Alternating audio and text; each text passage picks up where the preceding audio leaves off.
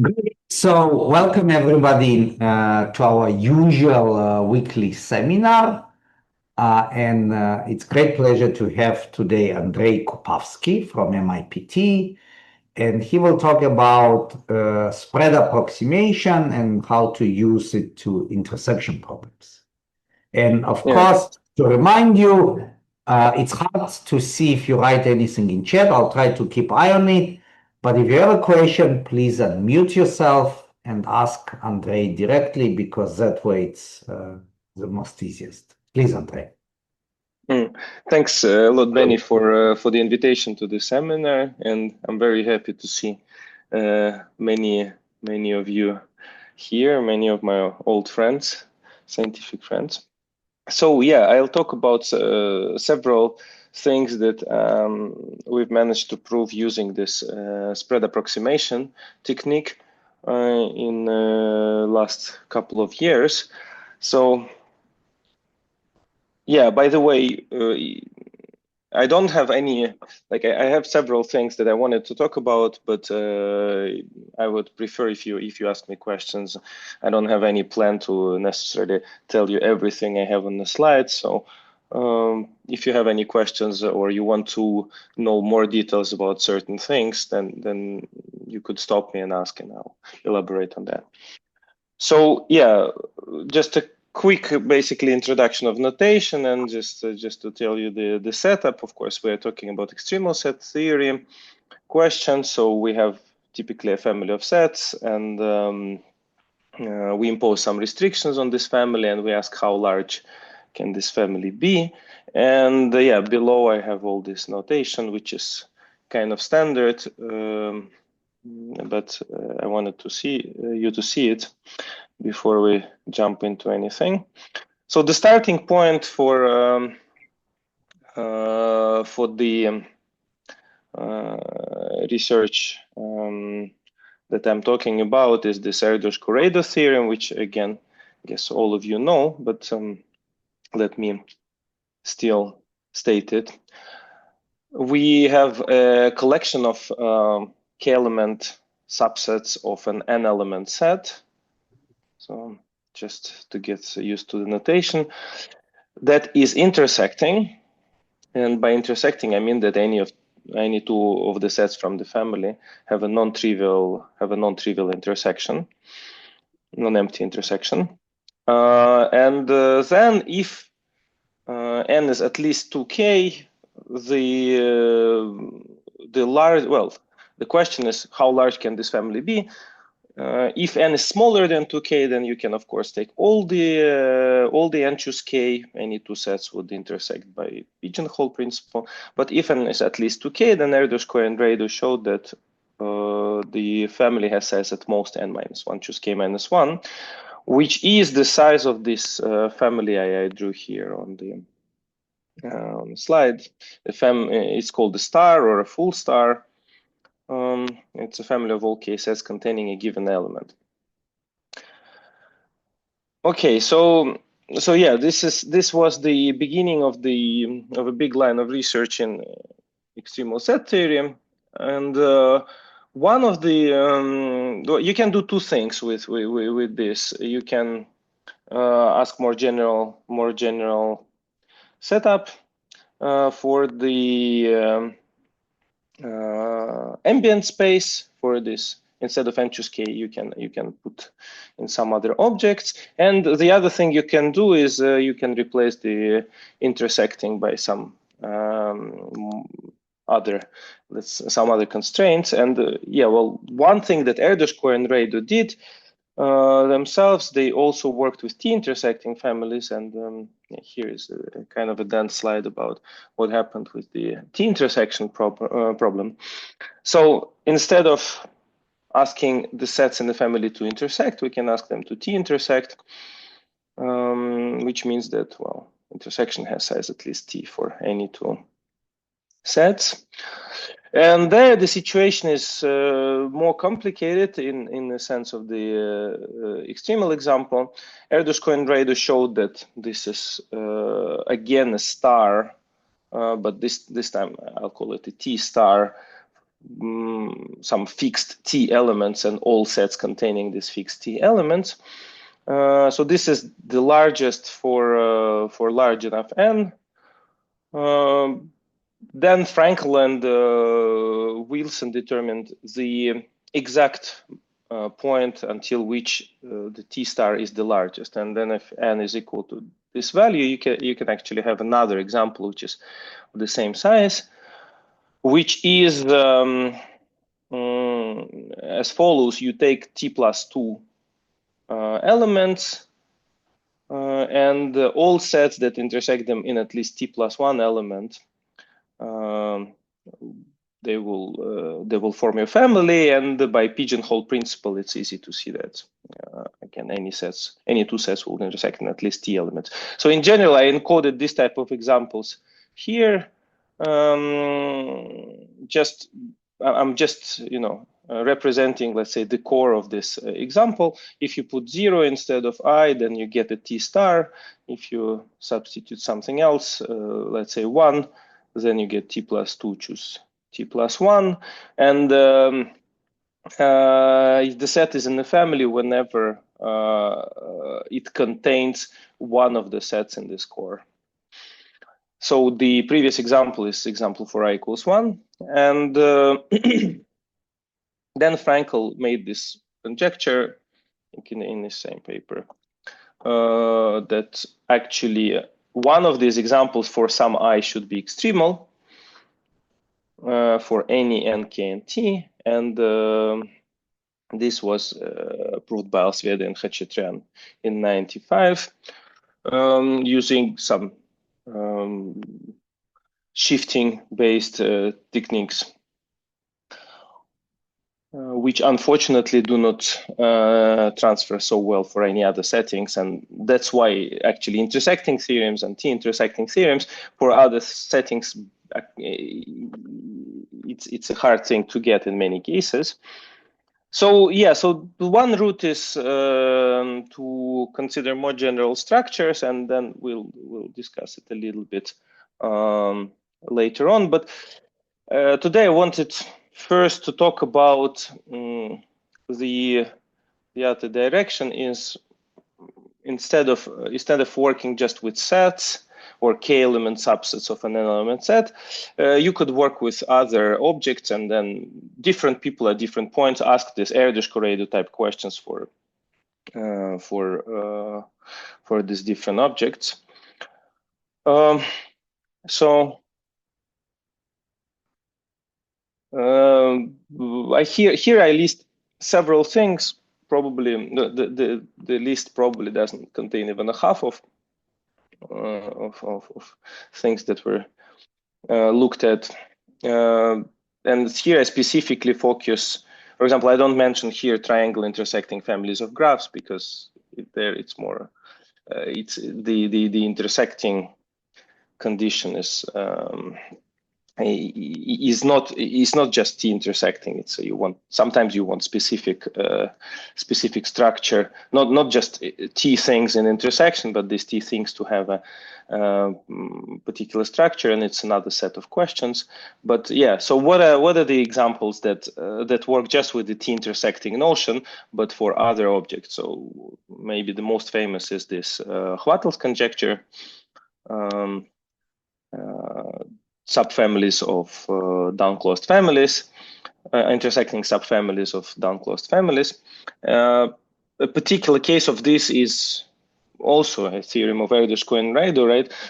That when you have f in 2 to the n, that is intersecting, then the size of f is at most 2 to the n minus 1, which is the size of a family containing a given element. And the conjecture of Hvattel is that for any downclosed family, so this is a downclosed family, and Hvattel's conjecture is that for any downclosed family, you have this, that the largest intersecting family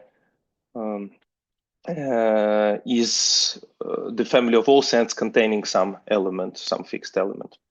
Wait, There is a, yeah. Just to understand that, right? So it means I take some hereditary family, then inside I take largest intersecting subfamily, and it's given by okay. Yes, exactly. And sorry. And yeah, the conjecture is that the best you could do is fix an element and consider all sets containing that element. It would be at most half of your downclosed family, but in some cases it would be much less. Yeah, actually with Peter we proved this. With Peter Frankl, we proved that this is true for true for families, intersecting families with tau at most 2. So if your family has tau at most 2, then it's better to take a family with tau equals 1. But yeah, just a very moderate step towards this statement. Yeah, so this is a non-uniform case and also a uniform case was. Tau is the minimum number of elements that you need to hit all sets here in your family, right? Yes, correct. Okay. Thanks for the questions. It's nice. And then there is a variant of this the same question for uniform subfamilies. So this is a non-uniform Erdos-Corrado. We saw a uniform Erdos-Corrado before, and then you can look at also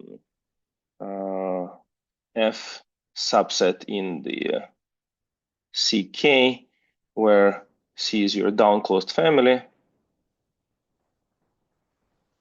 and the K is the kth layer that is intersecting. And then the question, what is the maximum size of F? And then the natural extension of the Erdos-Corrado result is to say that if K is smaller than n half, with an appropriate definition of n, and then here the appropriate definition is the rank of the complex, the size of the smallest maximum set, inclusion maximal set. Then again, the best you could do is take a star. And yeah, so there've been some progress also using the spread approximations. I've written some paper which proves this. Basically, the question here is that what is the dependence between this K and this N kind of. But yeah, so you can look at hereditary families. You can look at layers in these hereditary families. What else? So people looked at permutations and intersecting permutations, t-intersecting permutations. So this we'll discuss a bit later. K-dimensional subspaces in vector spaces over finite fields. So there, the situation is somehow simpler, for surprisingly kind of simpler, and there we know pretty much we know the analog of the t-intersecting theorem. Here, it's still not yet the complete t-intersection theorem, but we are going there. And a couple of other things is this partitions, spanning trees that I'll mention, the spanning trees that I'll mention today. So yeah, different objects, and it turns out that this technique that I'll be talking about actually can be used for actually every problem on this list, and give some progress there. Okay, so now I jump onto the spread approximation, and then the key notion for this spread approximation approach is the notion of being R spread, which has been around for some time, but the way I kind of started thinking about it, and one of the important tools in the proof for this particular result is this result of Alois, Wu, Lovett, and Zhang on sunflowers, this breakthrough on sunflowers. So what is R spread? It's some kind of quasi-randomness notion for a family. We say that the family is R spread if whenever you look at all sets in your family containing X, where X is some subset, then the number of sets decay exponentially as the size of X grows. So you want to see at most 1 over R sets containing any given element, 1 over R squared sets containing any given 2 elements, etc., etc. So this is R spread. And yeah, so this is the notation I'll use for a family of sets containing X with X removed. And this is the notation I'll use for family. It's basically intersection of an upper shadow of S and the family F. So all sets from F containing something from S. Yeah, so this notion of spreadness is key for this spread approximations. What can we? What is the first statement we can look at and get on this using this notion?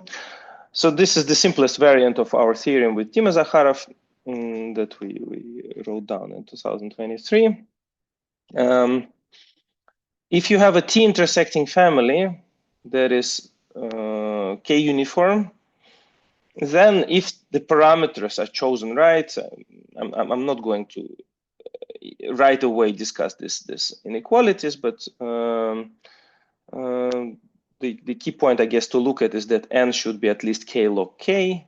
So n is somewhat, I mean, slightly bigger than k. It cannot be linear in k, unfortunately. But yeah, so if the parameters are chosen right, then we can find a family of much lower uniformity. So here it's a family of sets of size at most q. And you can think, again, if you want this to do inequalities to be the same, you can think of it as a logarithm and logarithm of k. So from k, we jump down to logarithm of k, such that this family itself is also t-intersecting. So it inherits the property of f.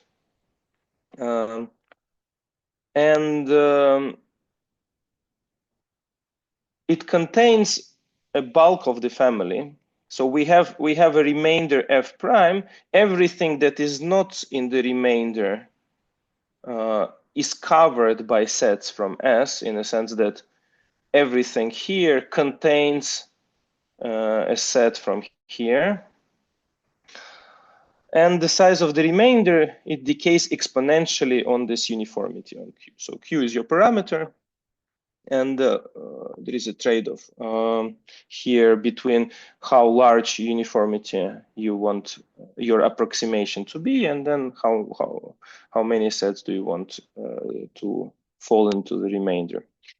So basically,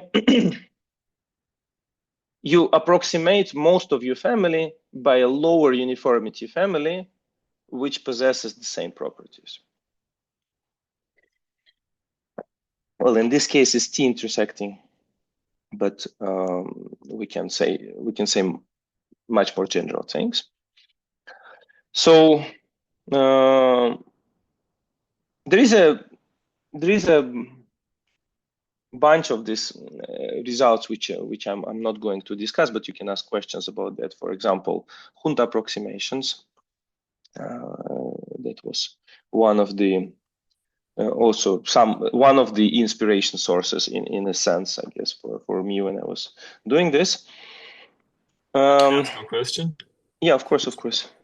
Yeah, so you didn't seem to use this R spread here. Do you do like if some X, if it's spread, then you kind of like if it doesn't spread, you kind of put this thing in the S, something like this, or? So yeah, actually, the statement is a bit yeah, maybe actually I simplified it. It's true that in this statement R spread doesn't even appear. So what we can say is there is part 3 here.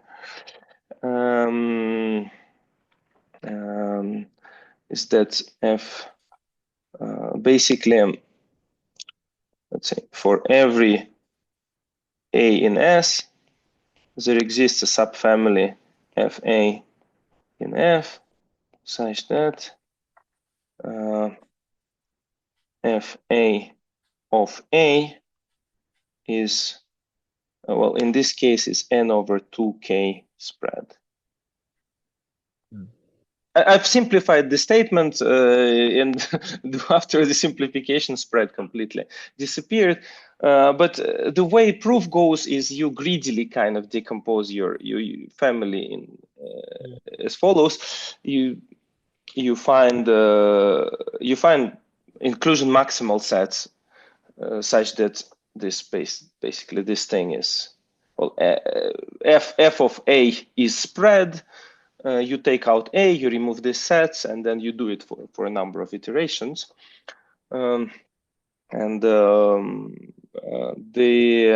property that this thing is spread allows you to guarantee that this family is t-intersecting, basically. So the proof itself is simple. Okay. Okay, thanks. Yeah. Thanks for the question. So yeah, this is spread approximation, the simplest possible version. Nevertheless, let's derive something just from this statement. And it was a question of Bhargav Narayanan. They wrote a paper with Ellis and Kalai about symmetric intersecting families in N choose K, and they managed to show that the symmetric intersection families are small if n is somewhat large with respect to k, using Boolean analysis. And then Bhargav asked me a question if the same is true for regular intersecting families. So symmetric intersecting families is a family with transitive symmetry group acting on it, and of course, if your family is symmetric, then it is regular in the sense that every element of the ground set has the same degree. But the other way around, of course, is not true. And yeah, using spread approximations, we can very quickly get that regular intersecting families are very small. And the bound that you get is essentially the same bound that they get for symmetric. Okay, so how does this go? And then we'll see why this lower dimensional approximation is useful. Why do we want this smaller uniformity sets, lower uniformity approximation? So again, regular means every element has the same degree. So let's, as a warm-up, see that n should be smaller than k squared if you want to have a regular intersecting family in n choose k. So any element must have degree k cardinality of f over n. It's an average degree, and all degrees are the same.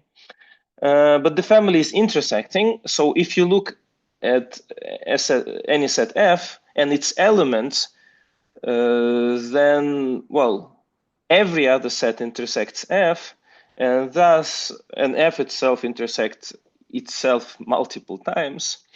So we can say that we can see that f must contain an element of degree strictly bigger than f over k. And since well, this degree must be this, we see that n should be so this expression should be bigger than this expression, and thus we get that n is smaller than k squared. So how do we leverage this using spread approximation? So let's apply the theorem with q, which is smaller than n over 2k. If this holds, then the inequalities on the previous slide should hold, or maybe, okay, no, it's 4, so it should be 4 n over 4k. And let's assume that f is large, so bigger than this expression. The remainder was 2 to the minus q minus 1 times n choose k. So if we assume that f itself is bigger than this, then it means that it's bigger than twice the remainder. Well, but we know that the family S has uniformity q and is intersecting. So all sets in this F minus F prime intersect any set from S. And then arguing as before, we see that this B must have element of degree this. So all sets in F minus F prime must intersect it. There are B elements. And this expression is bigger than, well, F over 2 is this thing. And then we divide by Q because B has size at most Q. So we get an element of degree F over 2Q, but this is bigger than KF over N, which is a contradiction. So basically, if we assume that F is somewhat large, then we get a contradiction. So most of F must go inside the remainder. We don't have any of this. So we don't have anything in this S if this threshold Q is chosen to be below this N over 4K. And if you substitute, you get this corollary, which gives you here basically it gives you 2 to the minus something like N over 4K, N choose K. This kind of bound for the size of this symmetric intersecting families. Okay, so just this statement itself answers this question of Bargov, and then it's pretty useful. So the next very important step that we found when we were doing this is that actually the same thing works not only for N choose K, but it works for any ambient family. So this was, I guess, the first result of this. This was the first result of this kind, that you get a general kind of Erdős-Corredo type statement for a quasi-random family instead of any specific family. So we start from an ambient family. It can be N choose K, it can be N to the power K, it can be the family of all permutations or all partitions or whatever else. And inside of it, well, this actually, I'm writing 2 to the N here, but you can just say N choose at most K, it doesn't really matter. So some family, and then we take a subfamily in it, which is t-intersecting. So the setting is kind of similar to these subfamilies of hereditary families, except I don't ask anything from A in terms of this being hereditary, just an arbitrary family. And then we say that, so what do we require from A? We cannot say it for arbitrary family, but we will require that A is somewhat spread. So there is parameter R0 that we put on the spreadness of A, and then there is a parameter, another parameter R, which would be something like replacing this. This would be R in this third part, which I again erased, maybe for no good reason. And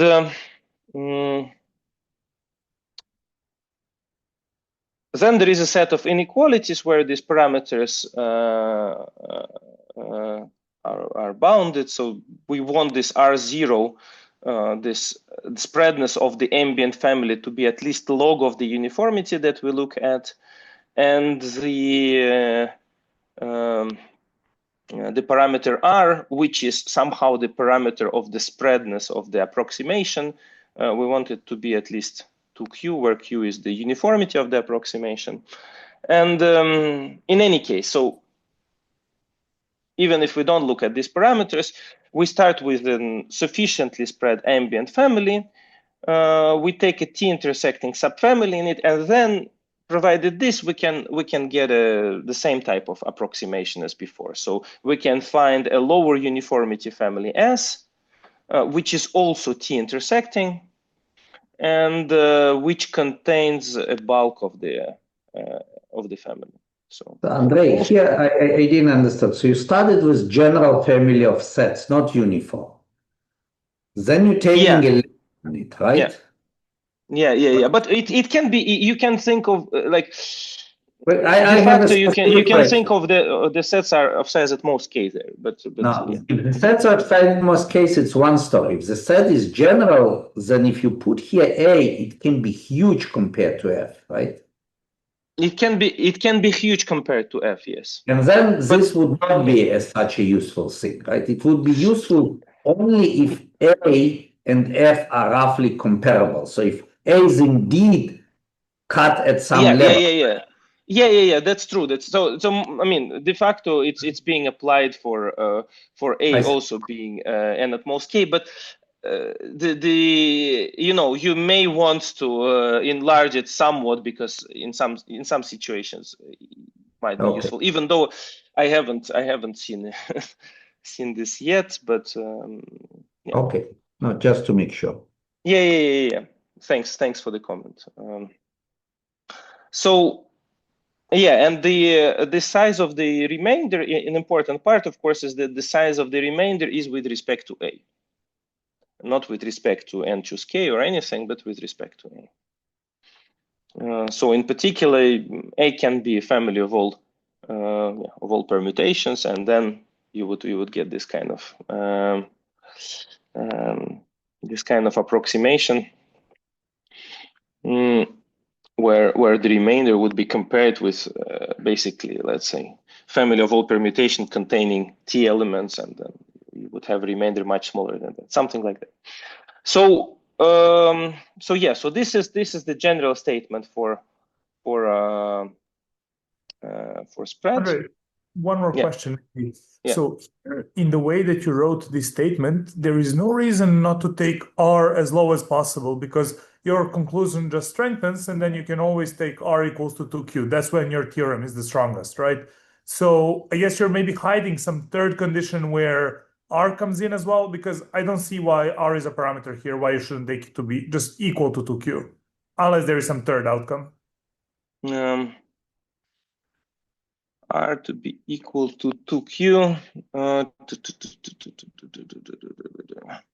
Because I think your conclusion just strengthens the smaller you take R. So.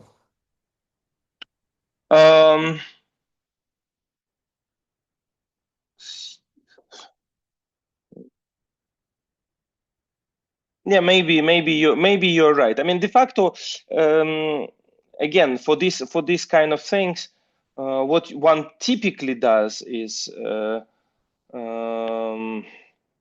what I'm, at least the way I'm applying it, and then the way it works the best is that this thing, for this kind of statement, this thing becomes 2, and then somehow you take Q. How do I say? Well, Q. Then you fix. Well, how to say? Yeah, maybe you're right, but in most cases, this doesn't really matter. It's enough just to take this thing to be 2, and then Q you choose depending on the next steps. Let's say you want to reduce the uniformity. So there is a lot of slack. There is a lot of slack in this in this statement. Yeah, no, the way maybe you're right. Maybe you're right that I could have just written here instead of R, I could have written 2Q, and that would be just fine. But yeah, the way you apply it is typically you put constant here, let's say 2, you take Q as large as possible, and then this gives you the best bound on the remainder. But effectively, this probably means that R would be equal to 2Q. Okay, thanks.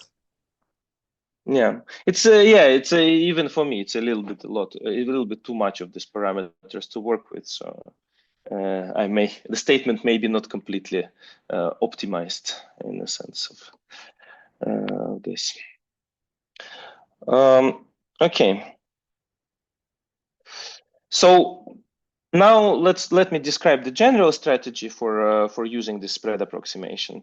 So the first step is, well, we have some kind of problem, for example, about permutations or about partitions. So first step, which sometimes is non-trivial, sometimes is immediate, you reformulate the problem in terms of sets. So for permutation, for example, you look at permutation matrices and then the corresponding vectors. In n squared, choose n. Then you prove that the corresponding family is sufficiently spread, which, for example, for n choose k, meaning the corresponding ambient set family.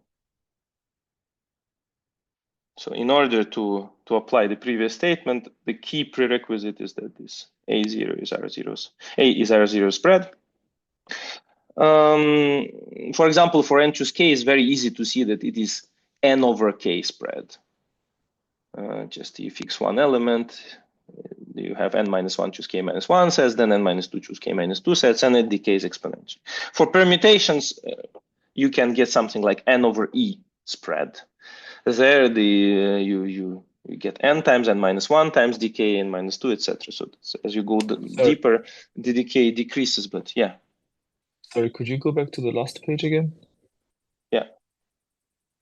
So I think you want curly A to be spread. What if this A is this star? Then I thought it's not spread anyway. Star. The star, of course, is not spread. We want the ambient. So here the setting is that we have an ambient family, and inside of it we take an intersecting family. Ah, right. So yes, great. Yeah, thank you. So it's like this Hvattel's conjecture, kind of. You have some kind of ambient family, and inside of it you take an intersecting family. Yeah, thank you. Okay, so prove that the corresponding ambient set family is sufficiently spread, so like permutations, partitions, whatever. Then the first step is what we saw, is this spread approximation. You get this lower uniformity family S, which contains most of your family, covers most of your family, and then we have some kind of remainder f prime. Then the next step, which is also a part of our this spread framework, is how to get rid of this. How to understand the structure of S. Usually in extremal set theory, it's easier to work with lower uniformity objects, but depending on, and this is why it's useful to reduce uniformity, and then there are more ways available, but the most efficient kind of thing, which especially is efficient for t-intersecting settings as compared just to intersecting settings, that I know is this procedure that we developed, which is called peeling simplification procedure. And it allows you to, well, in particular, say that in scenarios when it is true, to say that if your family F initially was the largest, then the approximating family S should be trivial, meaning consisting of one T-element set, for example. This is the type of conclusion this peeling simplification would lead. But it also gives you another type of lower dimensional approximation of the family, and then somehow they complement each other because it works. It gives you more control in terms of this uniformity versus the uniformity of your structure versus how many sets you left out. Anyway, so it's another type of procedure, approximation procedure, which works for basically, maybe what I can say here is it works for something like k squared smaller than n. In the regime when n is quadratic, but k here is the uniformity of S, of course, because we will plug in S. And in this regime is better than spread approximations, basically. So first step, we get lower uniformity S. The second step, we plug it into this peeling simplification procedure, and we conclude that either this S could not, either F was not extremal or S is trivial, consisting of a singleton or consisting of a fixed T element set. And then there is the last step, which sometimes is rather involved, is to show that the remainder is empty. Because here we had the remainder, we had this remainder F prime, and which was not covered by S. So how does this second statement look? So the in my paper with Dima, it was kind of suboptimal because we used sunflowers in this peeling simplification. It is very much reminiscent of, for those who know, it's very much reminiscent of the early delta system method, but somehow it does things in a more efficient way. For one thing, it replaces sunflowers with spread families, and for another, it has a remainder. Unlike the early delta system method, it has a remainder, and this makes it more powerful. So the theorem states that basically if the parameters are chosen right and A, again, an ambient family, is sufficiently good, well, I'll come back to this notion, then if we look at any S which is non-trivial T-intersecting, so not just one fixed T element set, if it is or something containing a fixed T element set, some family, all of them containing a fixed element set. So if it is non-trivial, then the number of sets from A covered by S is at most epsilon fraction of number of sets in A covered by some T element set T. So basically this family A of S, all sets covered by S, is epsilon of the largest T star, provided the parameters are right. And here, what do we need? We instead of R spread, we need the property which is a bit stronger. It's RT spread. RT spread, it means that not only the family is R spread, but also every restriction to a set of size at most T is also R spread. So, for example, yeah, if you fix your family is spread, but if you fix a singleton, then the resulting family with the singleton removed, of course, is also R spread. And then all this is true for all singletons, pairs of elements, all sets of size at most T. So kind of spreadness up to depth T. And if your ambient family is this RT spread, with R basically being bigger than the uniformity of the family S, then you can arrive to this conclusion. So now you can see why am I writing here this k squared smaller than n. Because for n choose k, the family F would be, so n choose k is n over k T spread for any T. Basically, you want this n over k to be bigger than the uniformity of your family that you look at, and then you can plug in your initial family, and then it can have uniformity k, so n over k bigger than k, which means that n is bigger than k squared. This is just to give an intuition when this statement is useful.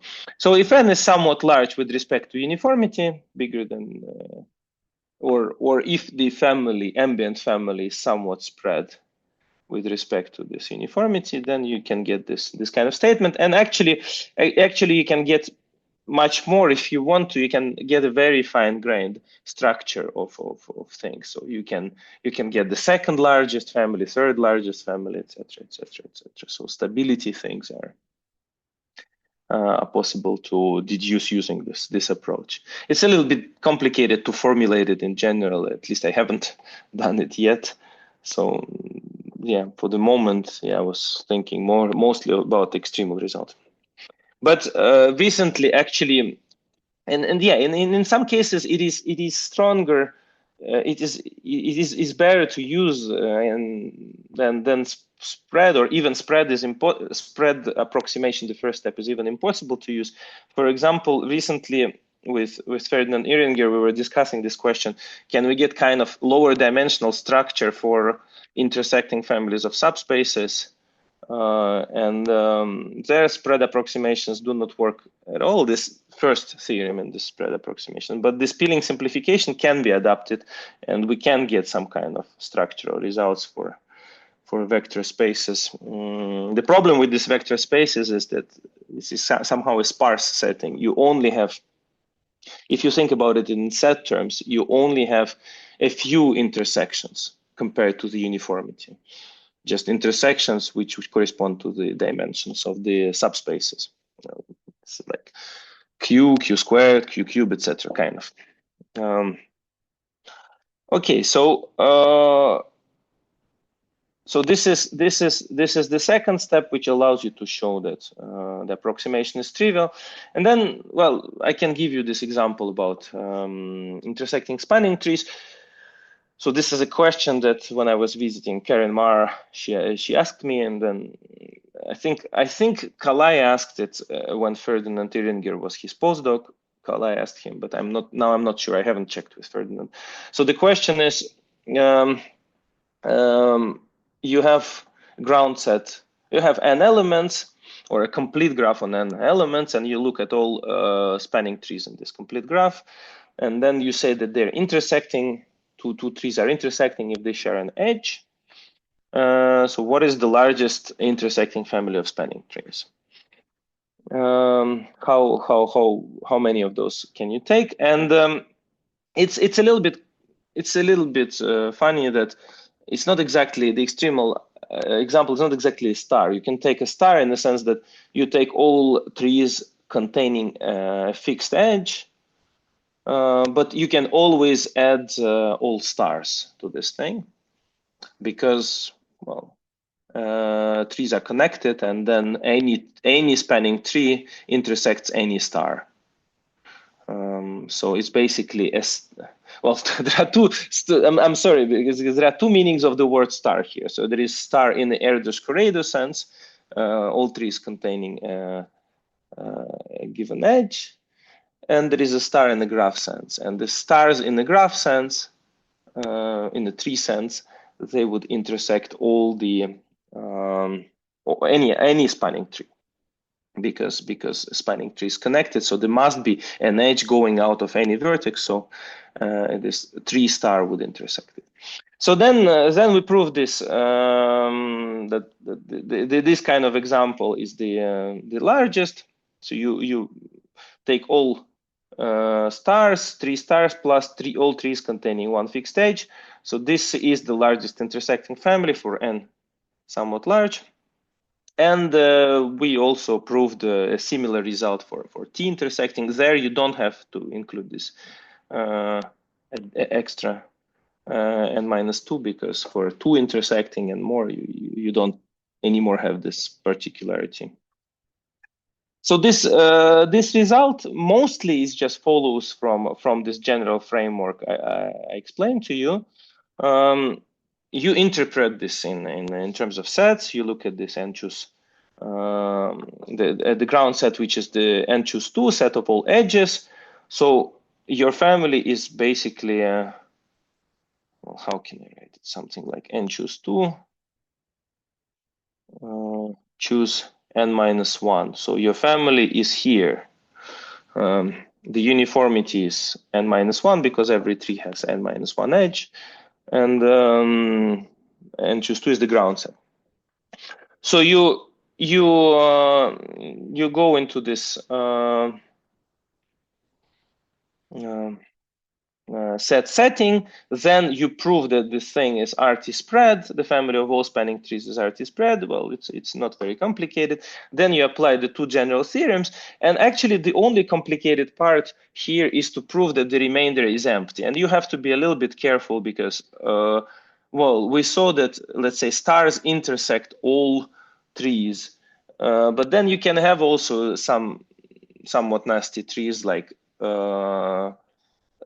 not a star, but some things that have very high degree, and then you have to somehow work around it, and then show that even if you would have just one tree in the remainder, then somehow you would kill too many of the trees from this trivial intersecting family. Yeah, so we use this lopsided lowest local lemma, and then it's several pages of argument. At the end, it's intuitively it is clear. Just one has to somehow prove it that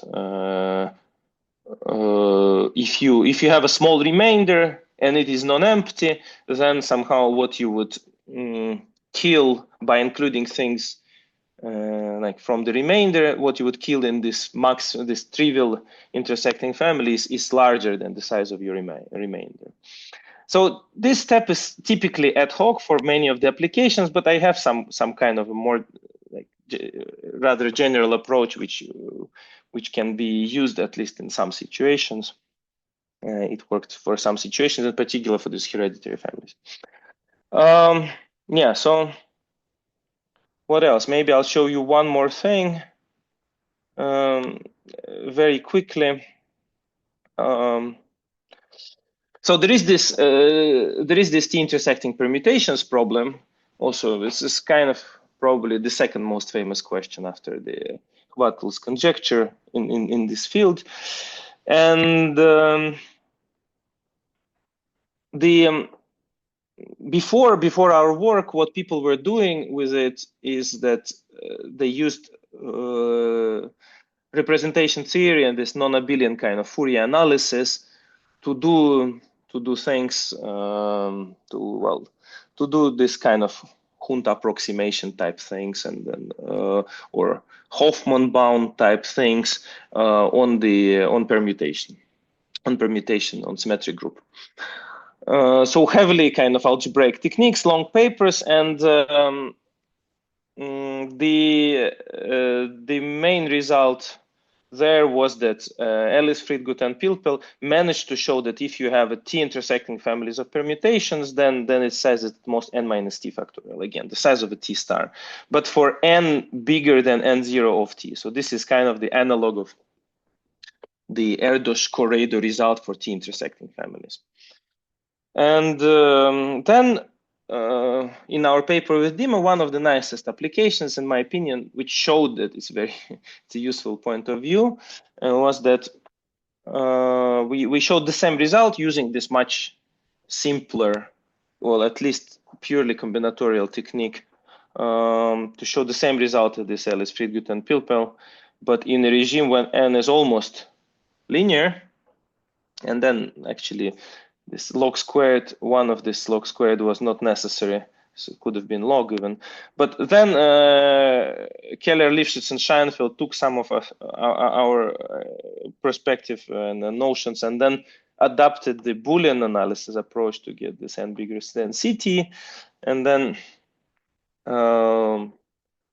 last year, I managed to show that we can even do n bigger than 1 plus epsilon t.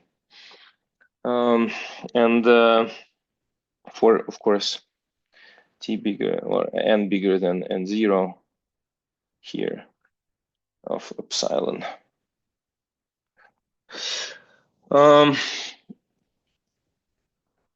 So just a couple of things that I want to say about this. One thing is that here, for the first time, we see other examples, not only the trivial example, but these other examples, AIs, where these AI are the same as in Frankel's theorem. So this kind of things. These kind of things. Or this a natural analog for permutation. So, and actually Elias, Friedgut, and Pilpel had a conjecture when this should happen, and this I confirmed in particular here, that this threshold for this trivial family passing to this t plus 2 choose t plus 1, it happens at t equals n½ exactly, and then it happens at t equals n½ and then it's 2n over 3, 3n over 4, etc., etc. So actually here we see all these families, and now we are discussing with actually this crowd also. They also found something similar, and then we're discussing how to push it to maybe get a complete t-intersection theorem. This is or push it as much as we could. So we can now make this epsilon go down to 0 as t grows. So it's like polynomial in t, something like t to the minus 1/4, or at least something like that. But anyway, so there is hope for this complete t-intersection theorem here, and maybe just a comment on how this is done. So the problem is with the spread approximation, if you apply it, the face value with this is what we get, or maybe ct log t. And the problem is that somehow the remainder must be very small, and then the parameters do not work out. So somehow